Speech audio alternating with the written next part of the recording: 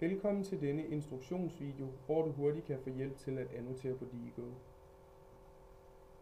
Når du har fundet en artikel på en hjemmeside, hvor du ønsker at gemme et stykke tekst fra, så åbner du Diigos toolbar i øverste højre hjørne og vælger Annotere. Her kan du vælge flere forskellige farver at markere med.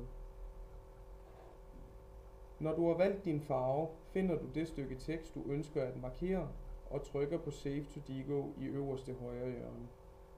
Her har du mulighed for at gøre annoteringen privat, føje til læseliste, tilføje tags, føje til en liste eller tilføje til en gruppe.